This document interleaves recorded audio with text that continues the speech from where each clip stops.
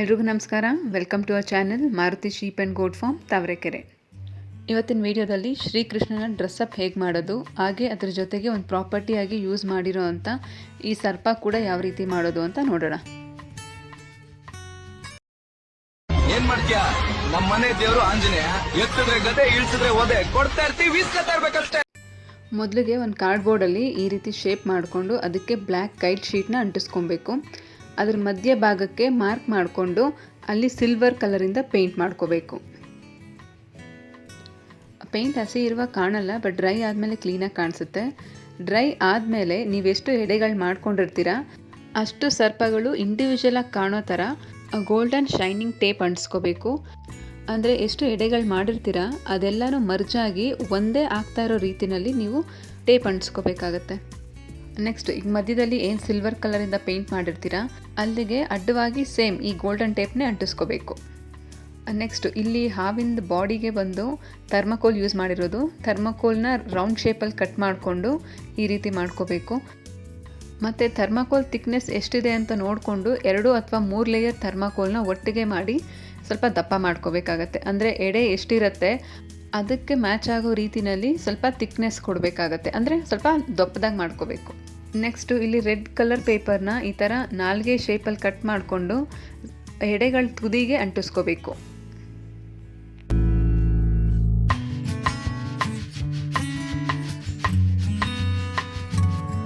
ಇದಾದಮೇಲೆ ಪ್ರತಿಯೊಂದು ಎಡೆಗೂ ಈ ಥರ ಗೋಲ್ಡ್ ಕಲರಿಂದ ಔಟ್ಲೈನ್ ಕೊಟ್ಕೋಬೇಕು.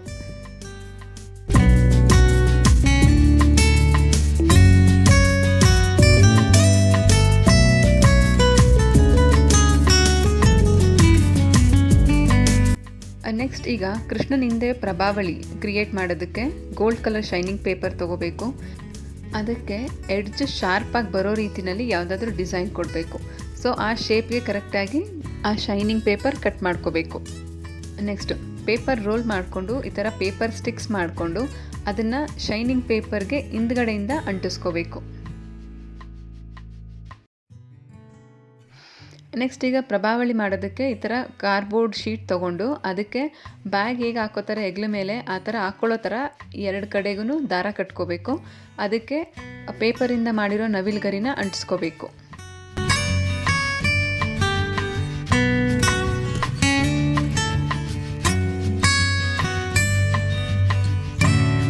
ನವಿಲುಗರಿ ಎಲ್ಲ ಅಂಟಿಸಿ ಡ್ರೈ ಆದಮೇಲೆ ಇವಾಗೇನು ಕಟ್ ಮಾಡ್ಕೊಂಡಿದ್ವಿ ಶೈನಿಂಗ್ ಪೇಪರ್ನ ಪೇಪರ್ ರೋಲ್ಗೆ ಅಂಟಿಸ್ಕೊಂಡು ನವಿಲ್ಗರಿ ಮೇಲ್ಭಾಗಕ್ಕೆ ಬರೋ ರೀತಿಯಲ್ಲಿ ಅಂಟಿಸ್ಕೊಬೇಕು.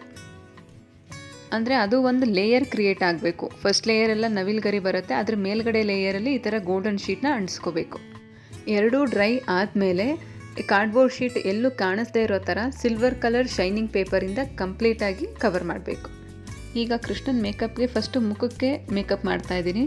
ಸೊ ಅದು ಡ್ರೈ ಆದಮೇಲೆ ಅಷ್ಟೇ ಶರ್ಟ್ ಹಾಕ್ಕೋಬೇಕು. ಯಾಕಂದರೆ ಇಲ್ಲಿ ಲಿಕ್ವಿಡ್ ಫೌಂಡೇಶನ್ ಯೂಸ್ ಮಾಡ್ತಾ ಇರೋದ್ರಿಂದ ಕಾಲರ್ಗೆಲ್ಲನೂ ಕಲರ್ ಆಗಿಬಿಡುತ್ತೆ. ಸೊ ಕಂಪ್ಲೀಟಾಗಿ ಡ್ರೈ ಆದಮೇಲೆ ಶರ್ಟ್ ಹಾಕ್ಕೋಬೇಕು.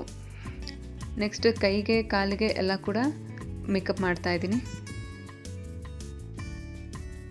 ಕೈಗೆ ಮತ್ತು ಕಾಲಿಗೆ ಎಲ್ಲ ಅಳ್ತಾ ಹಚ್ಕೋಬೇಕು.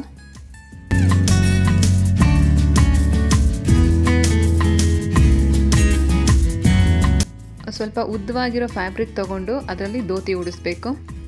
ಅದಾದಮೇಲೆ ಶಲ್ಯ. ಈಗ already blue colour T shirt ಹಾಕಿರೋದ್ರಿಂದ ಸ್ವಲ್ಪ ಕಲರ್ಸ್ ವೈಬ್ರೆಂಟಾಗಿ ಹಾಕಿದ್ರೆ ತುಂಬ ಅಟ್ರಾಕ್ಟಿವ್ ಆಗಿ ಕಾಣಿಸುತ್ತೆ.